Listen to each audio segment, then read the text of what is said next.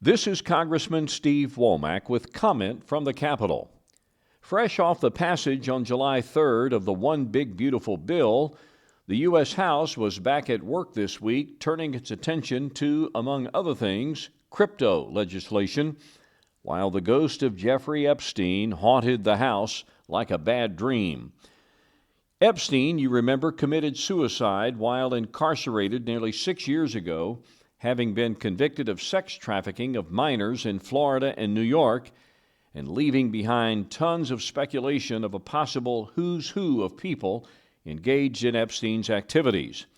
The list allegedly includes the names of high-profile celebrities and politicians, and an inquiring public wants to know more about that list.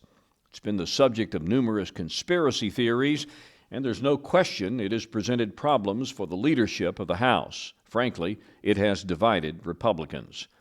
Evidence of that surfaced this week when Attorney General Pam Bondi, who previously claimed the list was on her desk, reversed course and said there was no such list and no more files would be made public. The MAGA world went berserk. Tom Massey of Kentucky and Ro Khanna of California had a discharge petition to release the files. Speaker Mike Johnson, in a rare disagreement with the White House, even suggested transparency on the issue.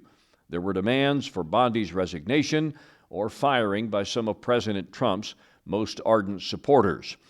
So Crypto Week, the week set aside to make law on all matters crypto, House leaders found themselves trying to smooth over a serious divide in the GOP over a tabloid-level issue that persisted all week. The House did finally move the three crypto bills: the Clarity Act, a regulatory framework for digital assets, the Genius Act, dealing with stablecoins, and the Anti-CBDC Surveillance State Act, prohibiting the creation of a central bank digital currency over privacy concerns. Genius and Clarity passed overwhelmingly, while the anti-CBDC bill passed only 219 to 210. Later on Thursday, the House Rules Committee took up consideration of the rescissions package after the Senate modified a previously approved version by the House. But that ghost of Jeffrey Epstein hovered in the room as members found difficulty in moving the rule over disagreements over the Epstein files. It was even rumored at one point that leadership had considered canceling next week's agenda so members could go home and not face a vote on the Massey-Khanna discharge petition. Of course, that turned out not to be the case. Instead, the Rules Committee proposed a rule that deemed passage of the $9 billion rescission package. We call that a self-executing rule. I'm sorry if all this seems confusing.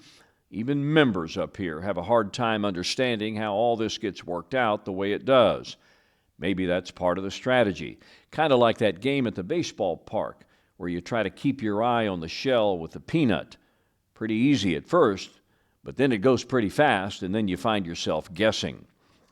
So really late on Thursday, actually early Friday morning, we finally passed the rescissions package. We also passed the DoD appropriations bill with associated amendments, the second of 12 bills to clear the House, but clearly the biggest at over $831 billion.